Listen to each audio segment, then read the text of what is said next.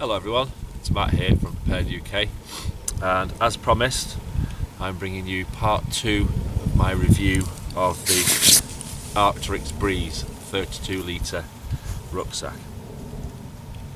I've come today to the Coniston range in Southern Lake District.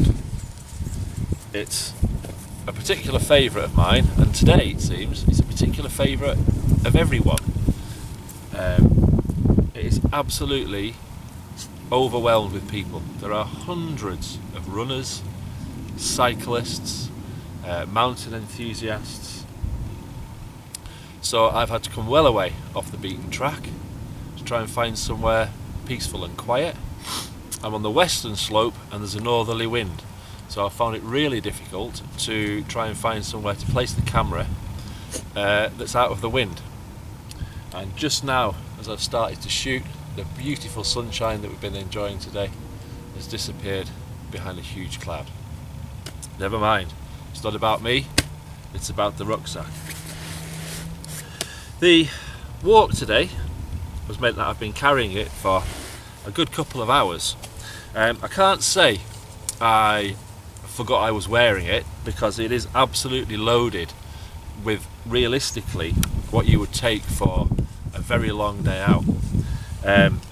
As a bag, it is sub-overnight in its size, but it has got everything in it that you would realistically want to carry for an extended day out.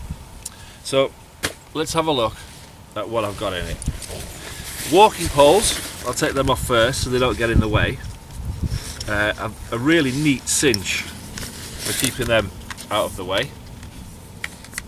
And these are not the lightest of walking poles either. In the top pocket I have map reading glasses, my knife and whistle,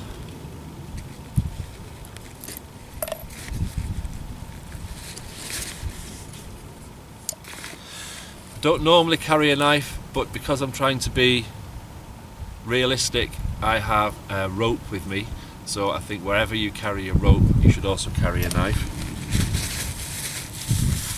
Doggy bags, a bin liner so I can take all of my rubbish away with me, and a pair of gloves. Yes, it's a lovely warm sunny day out of the wind, but in the wind, it being early April, it being a northerly wind, the wind is bitterly cold, and my hands were really starting to feel it on the way up. So a handy pair of gloves, and that's my top pocket done. The top pocket did aggravate me slightly in that when it's loaded and you unclip it to go inside, the weight of the pocket on the bag closes the bag with a traditional with a traditional lid. The lid comes over the back and doesn't obscure the getting into the bag at all. With this one, when it's full, it pushed down on the bag and tended to close it. The top cinch, very useful at keeping it neat, keeping it all together, so the lid fitted really nicely. And I have to say, now it's full and it's outside and I've been walking around with it for a while, beautiful colour, beautiful shape, and really good looking, but also incredibly functional. Let's just go into the front pocket, which has my compass, decent compass for a decent day out.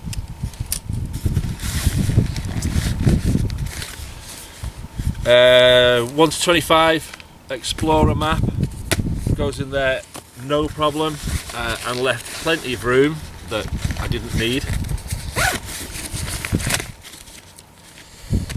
The cinch on the snow skirt is an absolute joy to do up, but not so great to undo. Top layer, spare pair of socks, a a lead for each dog, which can be repurposed for travelling over broken ground. Again, a lead for the second dog, a double lead head. Where are they? Dog food for the older dog and dog food for the puppy.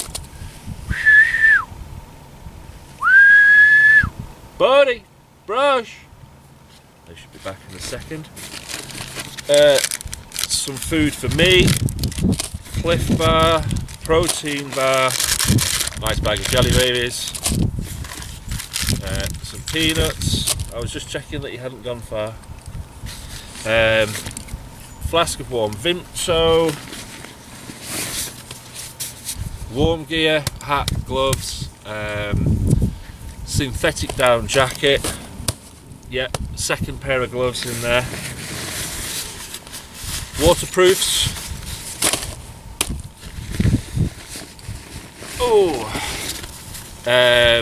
Bivy bag. It's unlikely that we would have encountered bad weather today, but I did want to pack it realistically so that you can see just how cavernous it is. And finally, safety gear. First aid kit, meal ready to eat, flameless water activated heater and spork. And we're not done. I also have with me today 20 metres of 8mm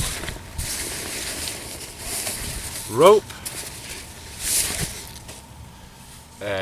just in case, probably for helping somebody else rather than helping myself, and a pair of rope gloves.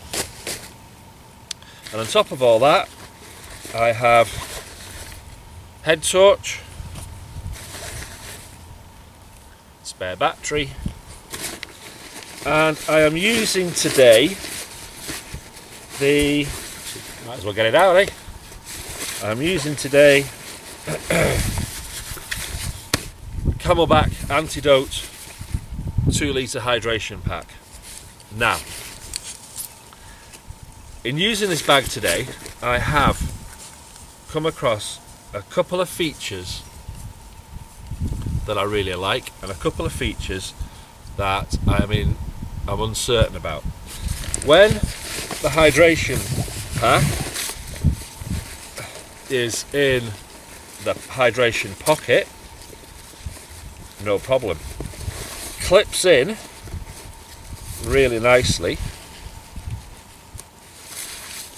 and is a really good setup. But that's not the problem. The problem is the hydration tube wants to exit the rucksack right in the middle at the top, which means that whatever you do, this pocket is in the way. Or is it the hydration tube that's in the way? But whichever way you look at it, the hydration tube and the pocket just don't sit well together at all. Now, I can see where Arcteryx have come from in designing this, in that rather than having a right entry and a left entry, because don't forget it will be on your back, a right entry and a left entry exit for the hydration tube, they've gone in the centre so that it does do both sides. But then it's kind of across here rather than coming across here, and they've also put, smack bang in the centre, the cinch lock for keeping the bag. So there's an awful lot going on right there with the clip, the hydration tube and the pocket. For me, it would have worked much better if they had left the cinch where it is and moved the hydration tube outlet to either where a lot of manufacturers have them, just here by the rucksack strap, or just here by the rucksack strap. I know if you have two and you're not using one, then there's a greater chance of ingress of water when it's raining, but having it here is not the answer. for me anyway. The back panel, I didn't put the aluminium stay back in the back panel, I just left it soft, and it was really comfortable. I can see why Arcteryx have said that the back panel is there to help reduce moisture build-up on your back, because it doesn't eliminate it, it reduces it. It did get quite hot on the way up. The actual shoulder straps are very comfortable. In comparison to a lot of other rucksack straps on bags of this size, these are quite generous in the width and are quite generous in the padding as well, and they were really comfortable. I'm just hoping that wind isn't cluttering the microphone too much. The positioning of the hydration tube meant that when it's all done, yeah, you don't have a great deal. Let me just pop it on and show you.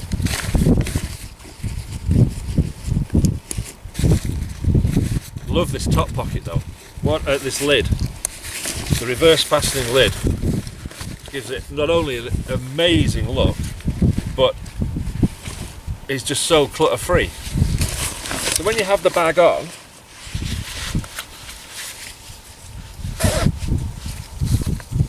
and it's set up and packed, you don't get a lot of extra hydration tube to drink from. So if you are going to pack it, make sure with the hydration pack inside it, make sure it's as high up inside the bag as possible, and you've got the longest possible tube you can lay your hands on as well. The waist strap, I got on well with the waist strap. The padding ends perhaps just a little bit early for me, and I would have liked it to have been a little bit wider. On a bag this size, a pocket, a couple of pockets in here don't really add any usability to it, and I don't really favour, as a personal choice anyway, having pockets in the on the waist strap. It is a good bag to carry. The terrain that I've come over to get here today has been incredibly craggy, and it didn't move around on my back. When I was in some awkward positions, it wasn't coming up over my shoulder. It stayed pretty much put where I put it, moving from side to side. It was very, very sturdy on my back as well, and I really do rate it as a bag. Obviously there are a couple of problems. There are a couple of design features in it that I'm not getting on with at the moment. Maybe I will make a new outlet for the hydration tube. That wouldn't be much of a problem. But really, as a bag, 32 litres, as you can see, for a really long day out. Oh, and I had the camera equipment in the bag as well. That's what I meant to say. So I wasn't just carrying everything that you can see here. I had my camera equipment in as well. I had the tripod in the side compression straps with the feet of the tripod in the pocket. And I had the camera in the top pocket with all the other kit as well. So there is a huge amount of room in this bag, and the way it's laid out makes it really easy to organise all of your kit. I mean, as you can see, the rope, gloves, waterproofs, warm gear, safety gear, head torch, spare battery, map, compass, bivvy bag, flask, spare socks, second pair of gloves, glasses, food for me and the dog's leads, which can be repurposed for ascent and descent as well, knife, compass, and walking poles all went in here. It wasn't light. It had to be pushing maybe 10 kilos, which for a day bag is quite heavy. It was maybe pushing 10 kilos, but the way that the weight was distributed on my body, please don't chew that, the way the weight was distributed on my body meant that it was comfortable to carry. The shoulder straps were well placed and didn't dig into me. The waist belt took some of the weight away from my shoulders. Didn't use the sternum strap, which when you consider that it wasn't just trail walking or path walking that I was doing, but it was over rough broken ground, very rocky, it did a fantastic job. So there we go, the Brize 32 litre extended day pack from Arcteryx. I hope you can see a bit of the colour coming out in the sunlight there as well. Has been fantastic on this day out today, and now I think finally with the video shot we can treat the animals to a bit of a snack and then spend a couple of hours walking back to the van.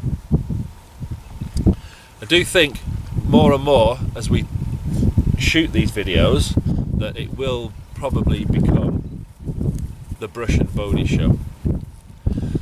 So anyway, this has been Matt from Prepared UK, trialling outdoors very favourably, I must say, the Brize 32 litre day bag. Thank you for watching my video. As always, if you really did enjoy it, please like, share and subscribe. I dare say I'll be seeing you all again soon. Thank you for watching. Goodbye.